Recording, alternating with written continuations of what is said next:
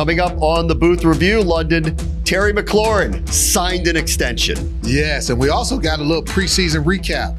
And we got to get ready to cut down to 53. We'll do that with Logan Paulson next. Welcome into the debut edition of the 2025 season Booth Review podcast. I'm Bram Whiteside with Big Fletch, London Fletcher, and we are in the Big Bear AI Command Center studio. Preseason is done, London. Preseason is done, man. And you know what? Preseason is necessary, but I'm glad the regular season is upon us. A lot to talk about, a lot to kind of reflect on as we get ready for this the start of the 2025 season. We're going to talk about the preseason a little bit in camp and get ready for the season, but there's really major news that occurred, and I want to address it with you. Really? Yeah, just a little bit. Terry McLaurin got a deal. It's been reported by Adam Schefter, many other insiders out there. It's not officially put out by the team yet, and it's expected to be a 3-year extension for him. So it puts to bed what has been a long-running storyline for the team. And so he's back in the fold for now, into the future, 2 weeks away from the start of the regular season. What was just your general reaction to hearing it? I was thrilled to know that this thing had finally gotten done, that they had agreed to an extension.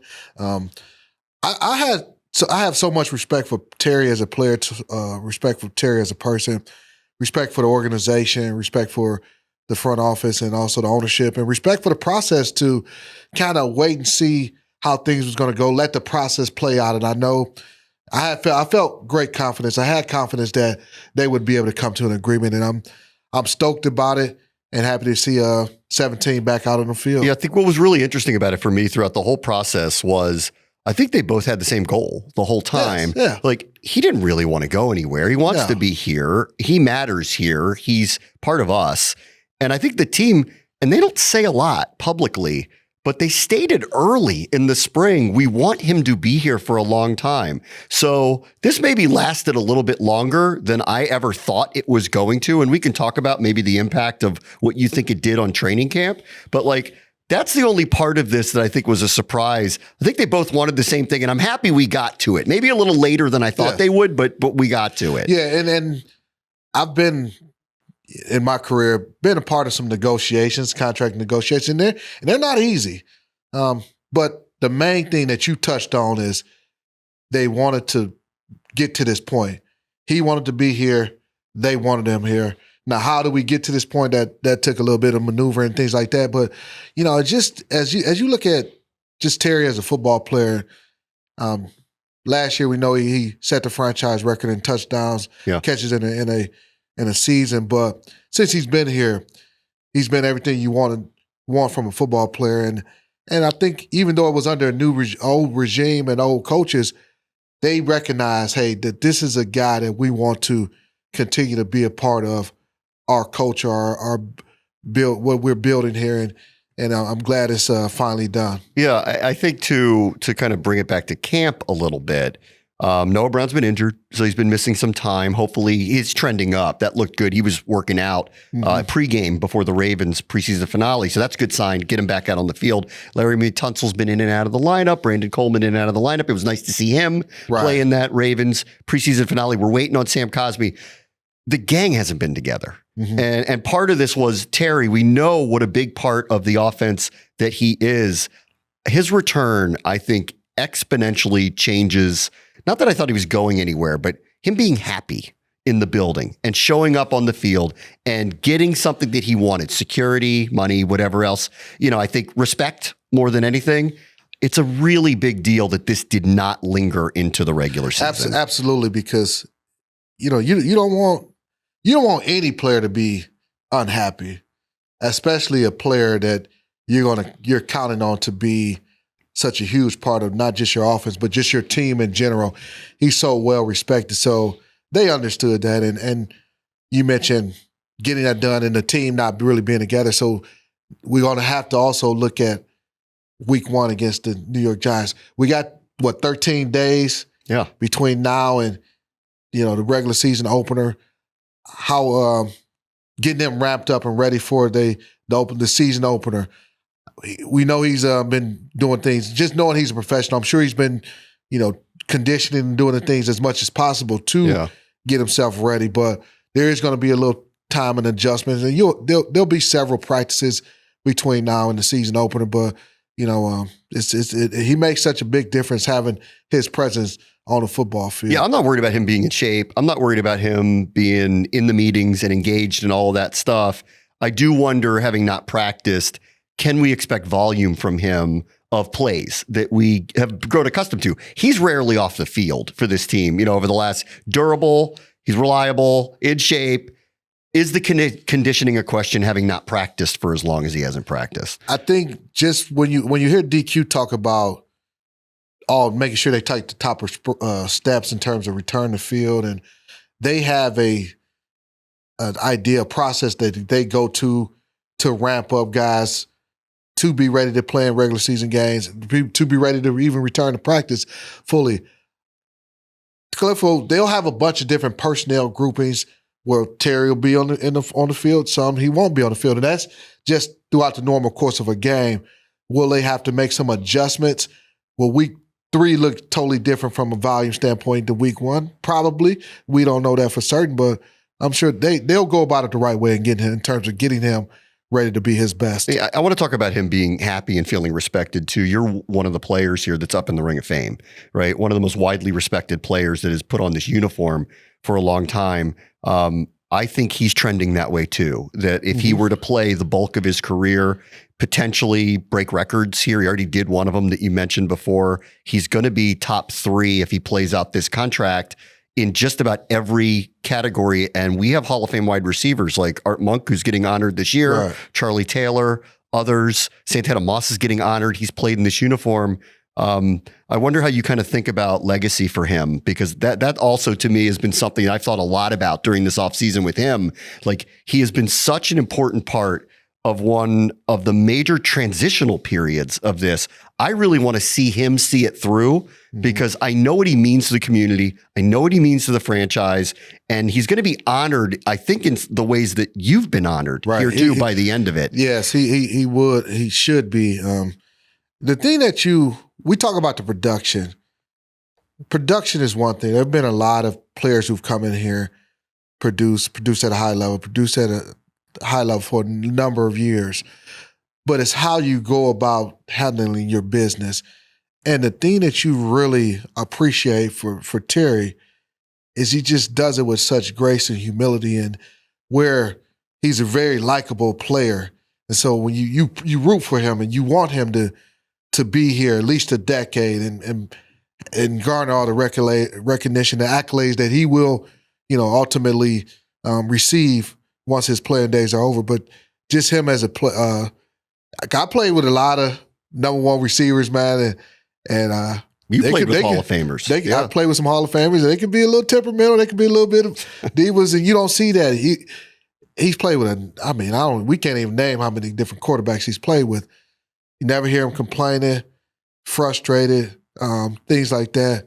He just goes about, shows up to work day in and day out, and that's why he's going to be here for the foreseeable future. Yeah, you admitted you had a couple acrimonious contract negotiations through the years. You lived the life that you saw a lot of guys have this. Does it ever really bother the locker room? Because I think a lot of people on the outside wonder, like, this hanging over the team for as long as it did, how does it not affect the locker room as they move forward? It doesn't, because players understand there's the football side of things, and then there's the business side of football, and it's just a part of it. So, as a player, you focus on what you can control, and you focus on your business. Terry had to handle his business, and the team, handle business from a contract standpoint. But me as a player, you got to worry about making sure you're doing everything you can do to be the best player you can be, being focused in meetings, being focused on the practice field, doing all the things necessary to prepare each day in and day out to get ready for September 7th. And he's obviously a great player. He also feels like a heartbeat to me for this team. I think you were, for your side of the ball at the time when you were playing as well. I think we all see that in him too. I think it's important for him to be happy, engaged, proud to wear the uniform, and putting the type of energy that we've grown accustomed to with him. He is an all-time competitor for this team. It makes a difference, man. I tell you, I'll look at my situation. I'll go back to my situation in St. Louis with the Rams. My first team I played for, and we won a Super Bowl my second year in the league. First year as a starter, ended up going to another Super Bowl my fourth year there. I played great football, did a lot of great things, and we were trying to get a deal done, but we just couldn't come to an agreement. And when free agency started and it was apparent that I wasn't going to re-sign there, I was hurt. I was hurt by it because I had put so much into it, and I'm like, dang, man, what more could I have done to have gotten paid what I felt like I was deserved in? And at that point in time, I was younger, not really understanding the whole dynamics of football. You're working with a budget. There's other things you got to take into consideration. But it hurt me initially, and then I had to get over that and understand that's just football, and that's the business of it. And sometimes it's not always about, everything's not black and white, so to speak. Yeah. There's some other moving parts and dynamics that come into play. Yeah, I think this is all going to ultimately be water under the bridge and just a footnote of absolutely. the season, because it goes back to the beginning. The only surprise in this whole thing to me was how long it took to get here. I think both sides wanted this outcome the whole time. Mm-hmm. And so I'm glad we got to that outcome and we can move forward. They did. I mean, Adam Peters, AP, he was on, he did press conference saying, "Hey, we want Terry here. Like we want Terry here." DQ mentioned that, so it was they weren't trading them. they weren't fielding trade offers, so they wanted him. They understand his importance to this team, to the value. Now we can put that to bed and really, really focus in on September 7th. And the New York Giants and the 2025 football season. All right, let's get into why we do this, which is to review what we watched on the field and get past the news part of it. And regardless of whether this had gotten done with Terry earlier, he wouldn't have played very much in the preseason because very few of the starters played in the 3 preseason games. There were, one series with Jaden Daniels and what was a compilation of the starters, because remember, a number of them didn't play on that night either because of injuries, and then it was all backups in the other 2 games, and the starting defense played a little bit. What did you make of that decision to use the starters really sparingly in the 3 games? I think there's not one way to do it. You have some coaches that are going to play starters in every preseason game, and then you got some guys who take the approach that DQ took and said, "Hey, we're going to play our starters very sparingly." I think at the end of the day, you have to do what you feel is best for your football team in any given year. In any given year, look, we played Cincinnati, right? Yes. The last few years, they didn't play their starters. Some of it was Joe Burrow was injured, but they didn't. And they had 0-2 or worse 3 straight years. And they came in this year and said, that's not happening again. We're going to play our starters. Did against Philadelphia, did an extended period against Washington. And I guess we're not at that point right now, right? Like we're looking at things differently with our group. It just is, again, it's all about, and also what you have to take into consideration. The coaches, they know, hey, I'm not going to play my starters in this first preseason game, maybe just a little bit second preseason game. Majority not going to play in this third preseason game. So I'm going to tailor my practices to take those things into consideration. We're going to have some hard practice. I'm going to really challenge them mentally. I'm going to stress them out physically. I'm going to do a lot of different things that the public won't see in order to get them ready to play a football game. If you say, let's say for instance, they're playing in the first preseason game against New England, you may not have that same type of intense joint practice with the New England Patriots. You may not have the scrimmage that you had last week prior to the was it the Bengals? Not the Bengals game. The Ravens. Prior to the Ravens game. Yeah. So you'll do different things to kind of take those things into consideration. And that's not necessarily to say that taking that approach, playing a series or 2 in that preseason game, I would have gotten as much work done. There's no guarantee. Yeah. I like the best moment of the summer, I thought, in watching the starters was the joint practice up in New England. I was there for that.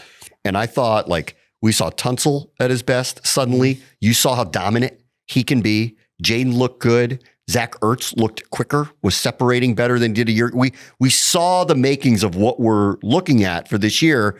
Then they turn around and play the game. None of the starters are in there. Right. And we were there after the game with Dan Quinn in the locker room. He was not pleased with a lot of things. Yes. And I got to, like, we didn't push him too hard off the Ravens game because it was the last preseason game. And again, none of the starters played, but there were a lot of turnovers and there were a lot of penalties. And he'd been talking about tackling. So I think it's fair to say this was a slower collective start, I think, to the summer than I think maybe they had hoped or anticipated.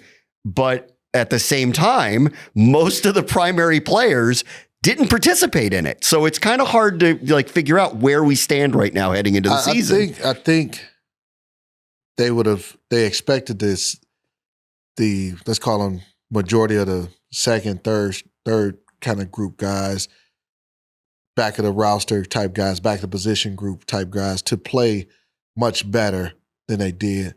And there were some guys that did have some really good performances. Yes, there were. So I don't want people to think that nobody played well in the preseason because there were some really good performances by some guys in the preseason. But collectively, as a team, it wasn't what you would love to see from a product standpoint. We know with the New England game, they had a totally different approach. And this is Mike Vrabel's first year there. They played their starters. Yeah. You can tell they game plan. They spent time on Washington, on us, and I mean they came out. It was Tom Brady statue day, and they played with an intensity that we didn't match. The Ravens game, especially when the two starters were in, that was an exciting bag.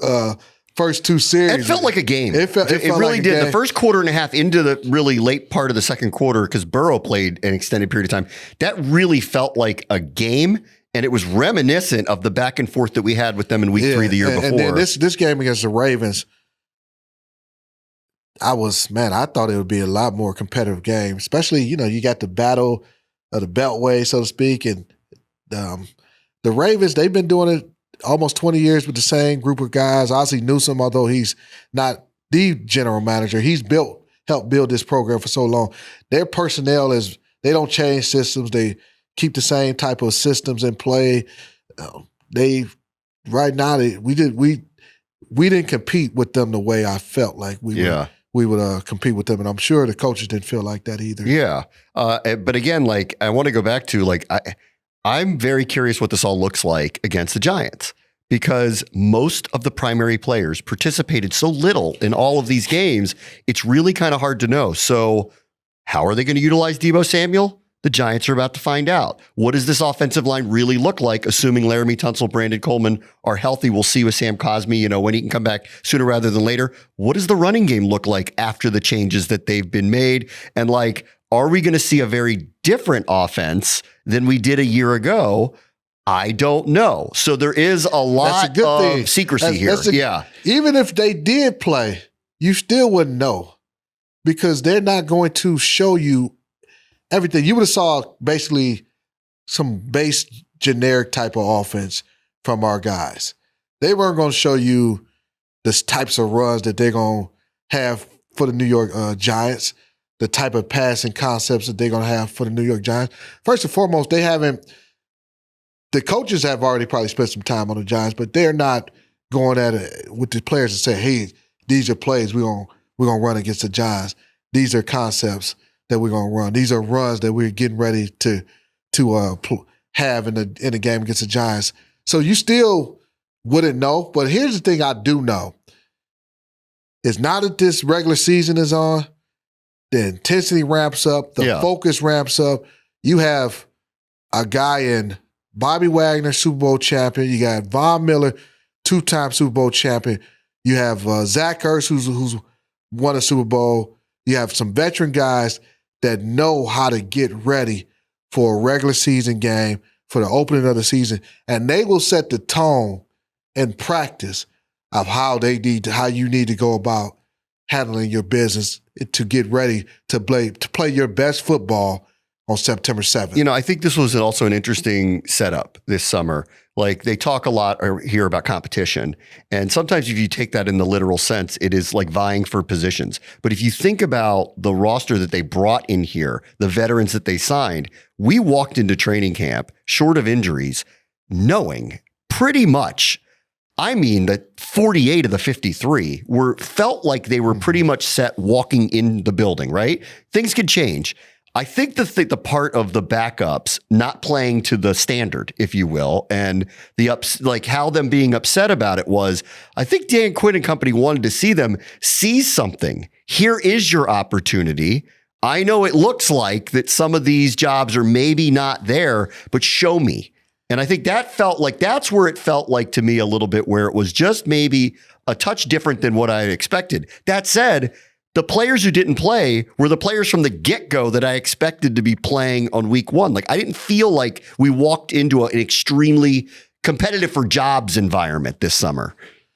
No, not at all. Because as you mentioned, you had the guys who contributed at a great deal last year come back, and then you have your trades, your draft class, and so to speak, how that kind of goes. But there were still some battles. Who's going to be that fifth wide receiver? Yeah, that sixth wide receiver. If they carry six, you still, offensive lineman. You're always battling for what's the 8th, 9th, 10th offensive lineman. We saw progression. The defensive end. Maybe there's some competition at the defensive end position. Yes. So there's backup linebackers competition there. So there are some places and spots that there are still some decisions to be made. Yep. And that's not to say that guys in those groups, there probably are some guys that they felt like really stood out that say, hey, this guy has done what he needs to do to solidify and justify him being on this football team. Now, collectively as a team, we might not have been competitive, but hey, I wanted to really get a look at this guy. And he showed me what I wanted to see. Yeah. This guy showed me what I wanted to see. Let's not lose sight of that. We were watching Ale Cajo, who's really undrafted free agent, made a name for himself in a spot where there was room for a young linebacker to kind of make a name for himself. Robert McDaniel is an undrafted free agent that kind of started to emerge late in camp as someone that they got very interested in. I think we're seeing development of Colson Yankoff right now. Chris Paul looks much more versatile than he did previously. He's always had a lot of strength, but his versatility and his positioning has changed. So there were a lot of positives, although I think the coaches, all but said it to us. Like, collectively, I don't think they were overly pleased with just the general overall play. It was not very good, especially that game against the Ravens at home, man, 30-3. I'll say this though, this is a 70-man roster too. So you got your initial 53 and then the practice squad. Actually 71 because you got the pathway pathway player as well. There are going to be there might be some releases around the league that we may add to our 53-man roster. The third quarterback spot, I think it's fair to say we don't know, are they going to carry 3? Are they going to carry 2? If they only carry 2 on the active roster, they're still going to have a quarterback or 2 on the practice squad. Is it going to be the guys who've already been here? Did they show enough? Yeah. I think a lot of that largely comes down to Marcus Mariota had a lower leg strain. He's been dealing with Achilles tendonitis. He did work out before the Ravens game, which I thought was a really good sign that things are trending the right way for him. I know they want to be very careful with something like that. You don't want to push somebody with something like that and have a season-ending injury, and they need him. That became abundantly clear. He's the backup quarterback of this team. So I think that third quarterback conversation probably comes down to how confident are they that Mariota is going to be fine if need be week 1, week 2 against the Giants and the Packers. And even then, how much of when you're talking about third quarterback, so there's also a scenario, how quickly can you bring somebody in here and get them up to speed to your offense? Because they're not really going to get reps to run our offense in practice. Those reps are going to Jaden Daniels and maybe a sprinkle or 2 to Mariota. That guy's going to have to really learn. If you bring somebody in outside who's maybe doesn't have that background with Cliff. Yeah. Cliff Kingsbury and the offense that he runs. How quickly can you get that person up to speed without them being able to get the reps needed that you build up through OTAs, off-season workouts, mini camps, training camp, and preseason games? Those are all questions that remain. The one other big thing that happened this summer that I want to get your thoughts on was the decision to trade Brian Robinson and where the running back room is as we head into the season, where I'm assuming they're going to keep for Logan Paulson's going to join us in a minute. We'll talk about the roster construction, but like Bill, the 7th round pick, really flashed in camp, showed some stuff in the games. Austin Eckler comes back, I think feels like a primary back in many different ways for them. Chris Rodriguez had a very nice summer, kind of redesigned his body. He's gotten a lot faster. Jeremy McNichols, I know, is very well liked in the room. The others it's a very competitive room. But Brian Robinson obviously was a performer here for a few years and a consistent one. What did you think when that happened?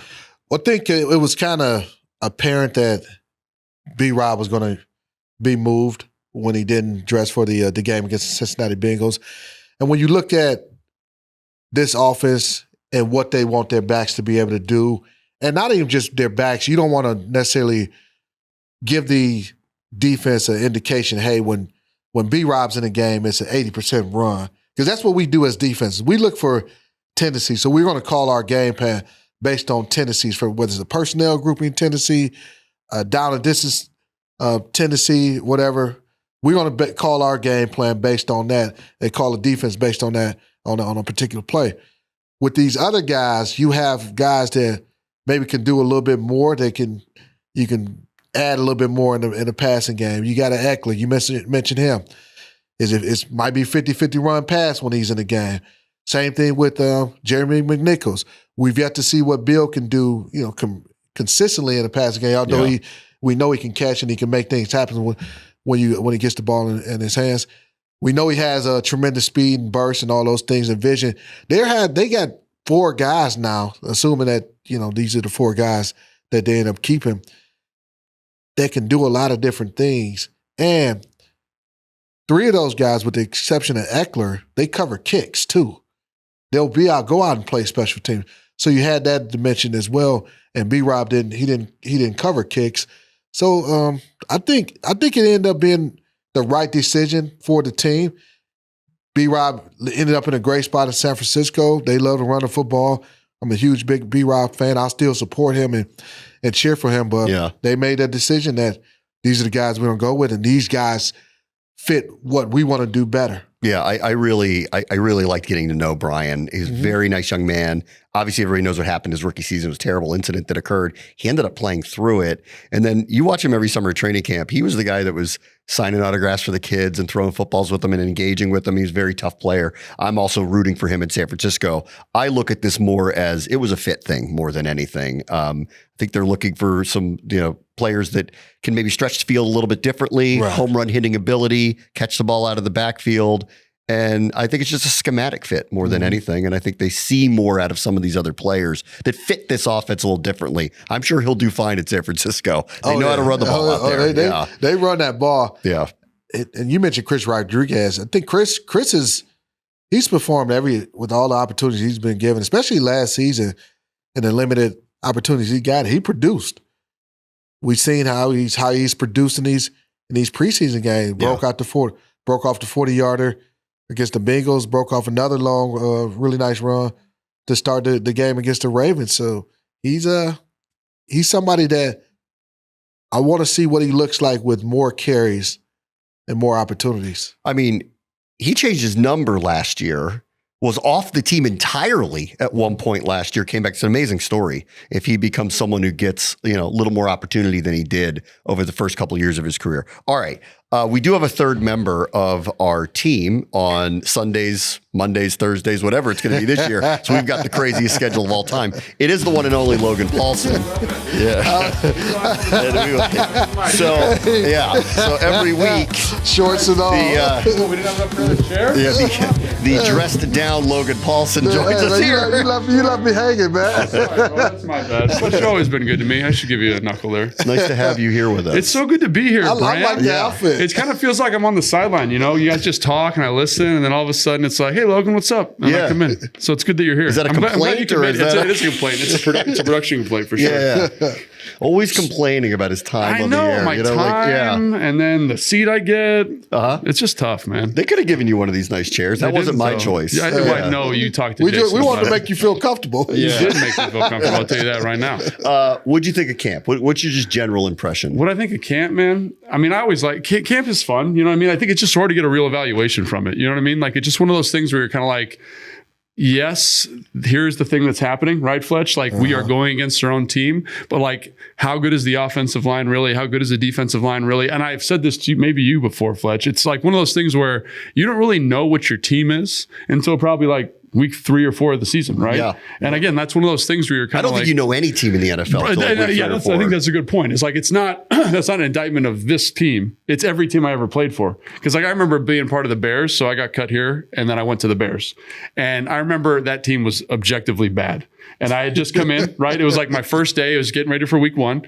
And Coach Fox got up in front of the team. He was like, we're going to go to the Super Bowl. And I was like, I definitely know that's not true because I just came from this other team, right? Yeah. So like, I think that's part of the thing about this like training camp is like good vibes. I love the way Coach Quinn handles it, but ultimately like you don't know until you know. As much as I monitor fan bases these days, by the way, be careful with the Chicago people. Oh, they're stoked now. They are ranked. They're ranked very high on easily triggered people. So just for the record, this was in 2016, and that was a bad year. I wanted to ask, how many games did y'all end up winning that year? I think we won 4 games. Not quite Super Bowlish.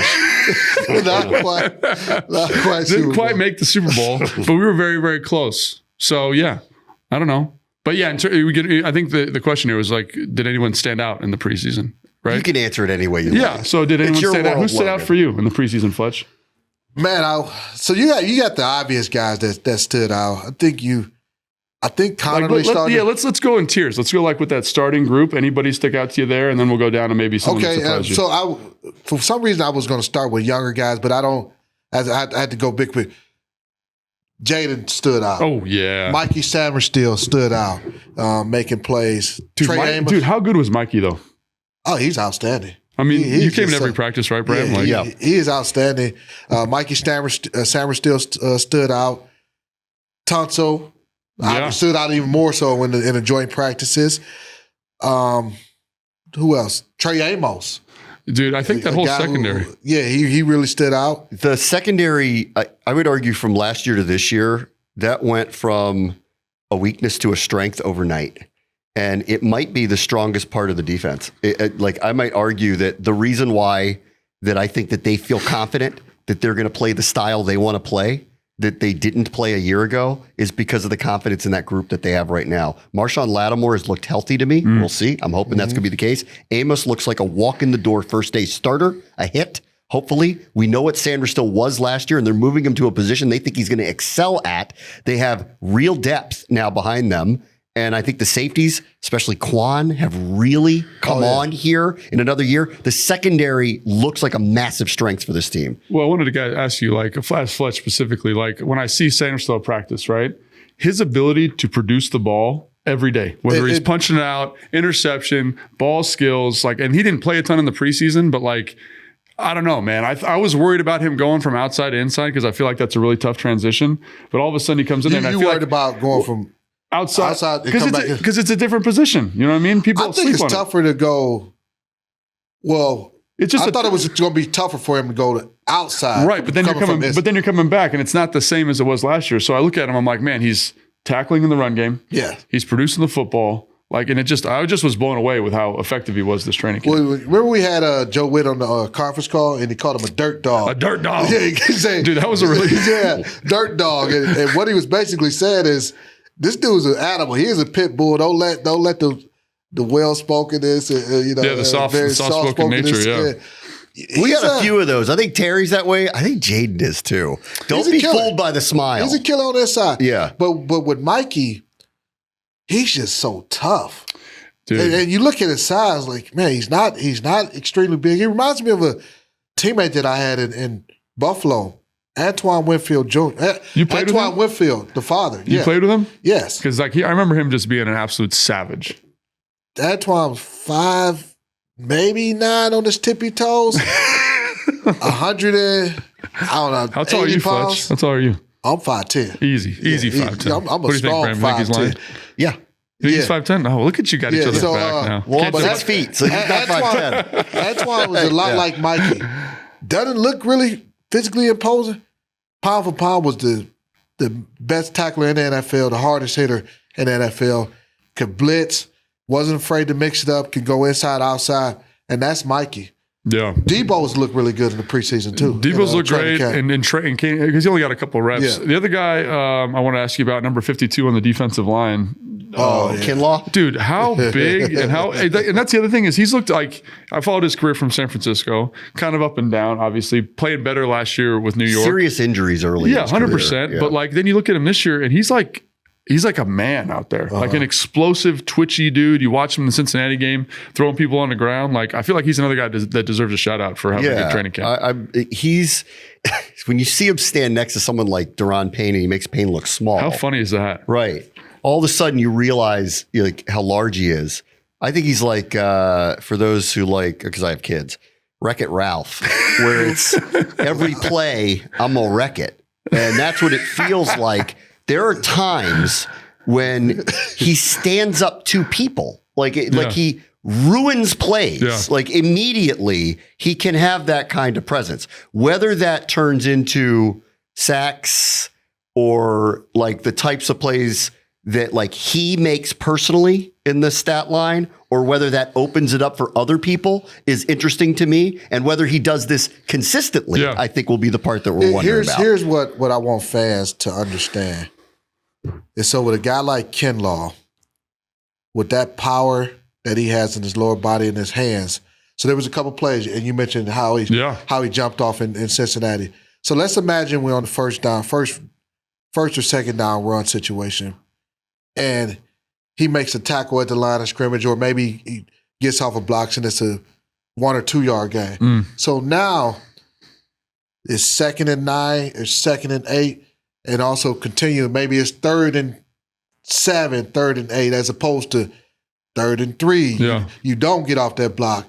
The running back is able to pick up 4 or 5 yards on first down. Now they're operating in 2nd and mediums, 3rd and mediums. He's going to have an impact in that, probably more than sack numbers.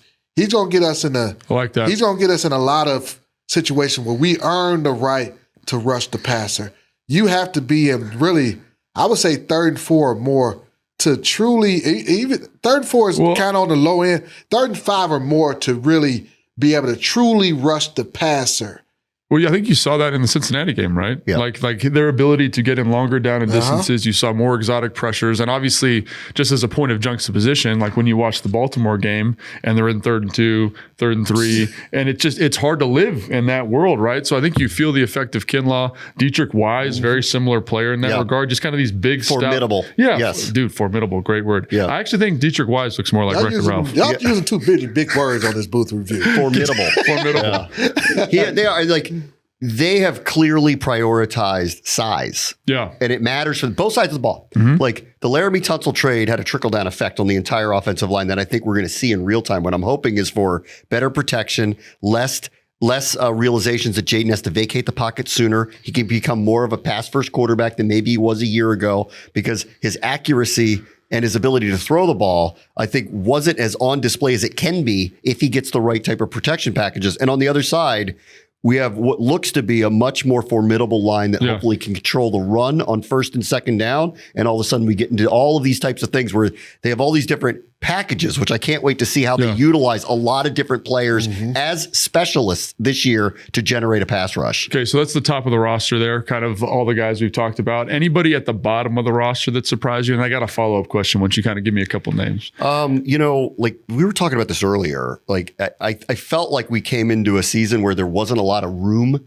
for a lot of younger guys to potentially nudge their way onto the roster. Sure. I felt like that this was not a locked roster, but it was going to take some conditions to kind of change all of that. But there are a couple of people that did really stand out to me. Ale Cajo, the undrafted rookie you probably got stoked about him. linebacker. I thought did a really good job. You probably liked him, huh, Fletch? I did. I liked him a lot. Because he kind of plays like old school linebacker. What you trying to say? I'm just saying, like downhill. He plays downhill. I really liked him. I thought Hamilton. Antonio Hamilton. And I know we kind of, it's going to be hard to break in that cornerback room, but I thought he did some really good things on the football field. And we have to understand, I know you understand this, both of you guys understand it, it's not just about the 53, it's also that 70-man roster. Because you're developing these guys for, hey, injuries down the road, with the flexibility to be able to call guys up on game day, guys that can cover kicks, produce if need be. Ja'Cory Brooks. Yeah. I thought he did some really good things to where he's really put himself into position to, hey, maybe I'm the other receiver. The other guy I would bring up is Jalen Lane. I think that he kind of walked in. But he's like a roster lock, though, right? 100%. Yeah. But like, I think he walked in with, he's going to be our punt returner, or at least that's the hope, right? Yeah. He's going to be the punt returner.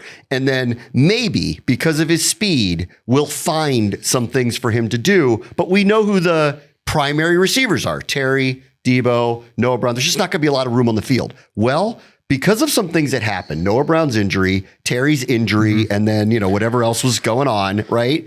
It gave him opportunities to do other things in camp. And I thought it was quite noticeable to me that in the Ravens game, Luke McCaffrey and Ben Sinnott played.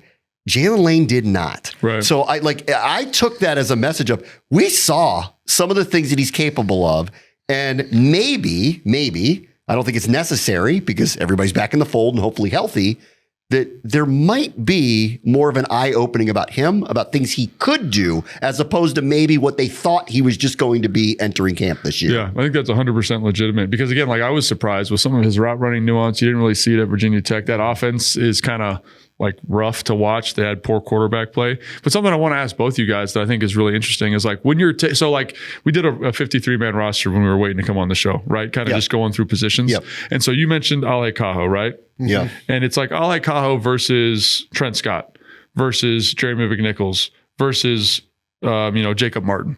And so you've got all these different people that are kind of competing for the bottom, last four roster spots, let's say. And I'm not saying, I just threw out some names. I'm not saying anything specifically about those guys, but how do you compare it? And I'm sure you've been on a bunch of teams, you've covered a bunch of teams.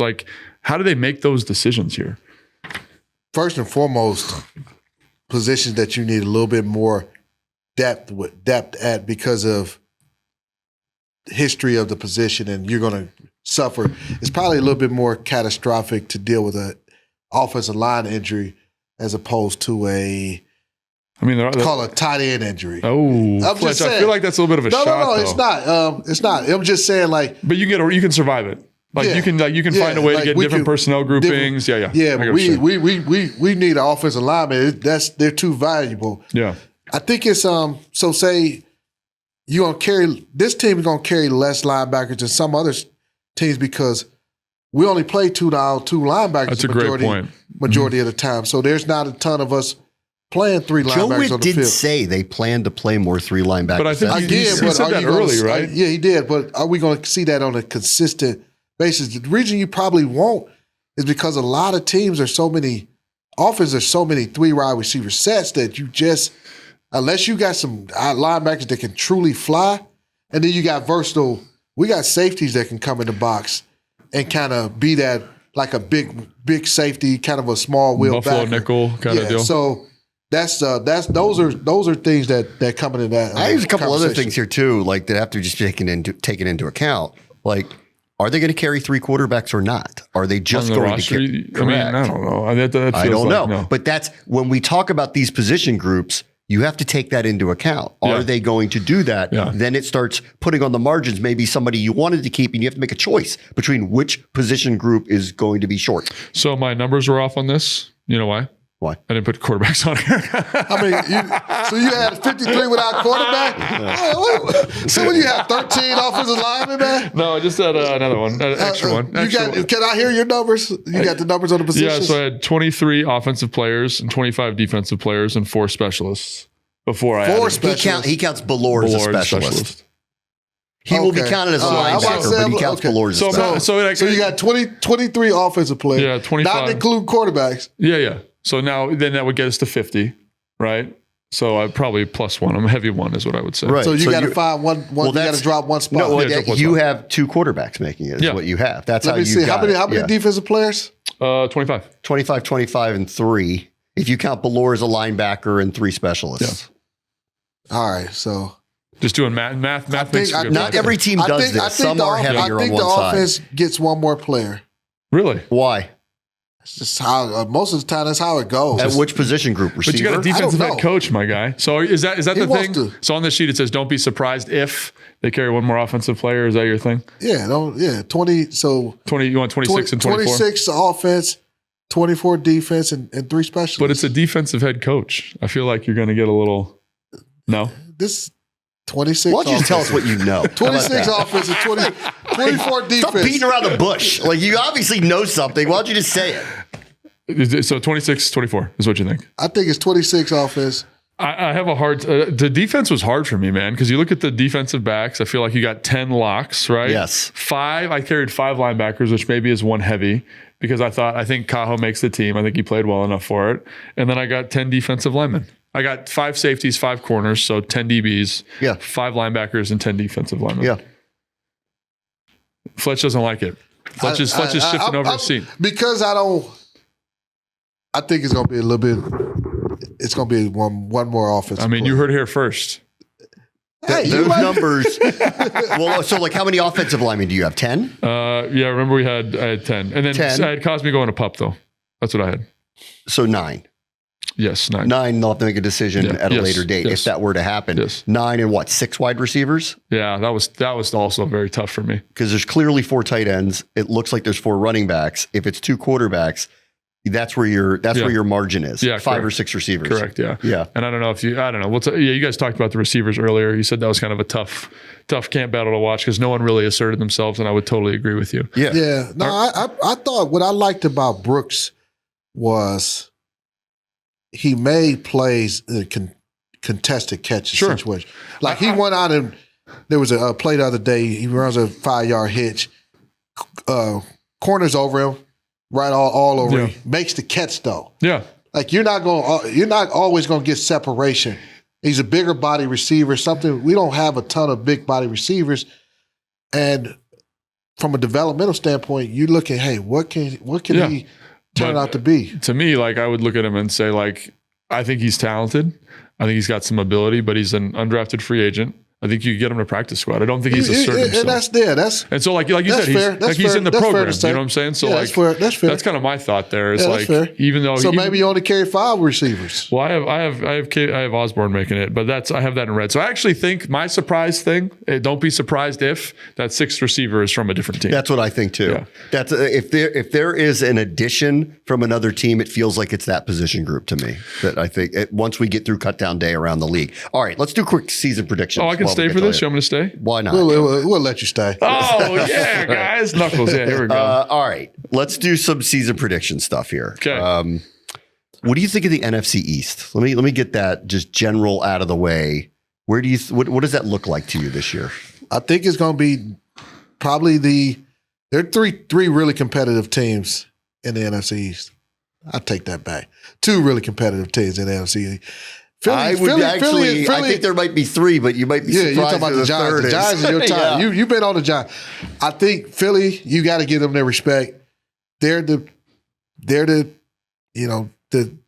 target in the East. We're going to be extremely competitive. I think the Giants, the Cowboys got so much going on, but the Giants, they can be competitive. They're always competitive, so I wouldn't be surprised about them. I mean, they're going to be interesting for week 1. Not unlike with our defense with some of the additions that we have. And I think stylistically, we might be a little different. We have to see what they look like. You go look at them on paper, especially their front. Dexter Lawrence, Brian Burns, Kayvon Thibodeau. We'll see what Abdul Carter is. I think they made great additions on their back end. Paulson Adebo, Javon Holland. On paper, they are way better defensively than they were a year ago, and specifically up front. It's going to be a really, really, really good test. And then we'll see how their quarterback situation plays out through the year. I mean, but that's Jackson Dart was outstanding. That's the most important part. You can't just be like, we see how that plays out. Well, but I mean, like for them, they used a first round pick on a quarterback who's not going to start in week one unless something changes. Yeah. And he was the best looking quarterback of the group. So at some point in time, if things aren't going well, he'll play. There's going to be a drumbeat that he's playing. So yeah, but again, like he comes from that Ole Miss offense. I think that's going to be a tough turn. You got, Russell Wilson, who I think is a borderline Hall of Fame candidate, but like doesn't look like that guy anymore. I think the defense is going to be a problem. It's going to be a tough out defensively because they can rush the passer. I think they can cover better on the back end.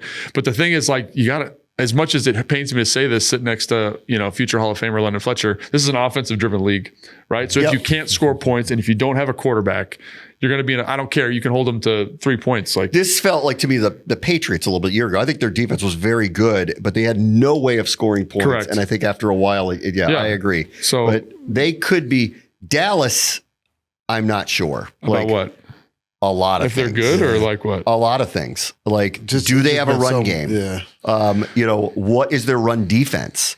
If the Michael noise Parsons, around Micah is going to continue to be the way it's been, like new coach, right? Unusual circumstances by which they got to it. I think there's just a lot going on there. I think they have a lot of very good players, obviously, but I think there's just a lot going on there. Yeah, and again, they got all those young guys on the offensive line. I do think, though, like you look at like the explosive weapons that they've added, CeeDee Lamb, Pickens, like that feels like it could have a little bit more teeth to it than it's had the past couple of years. Yeah.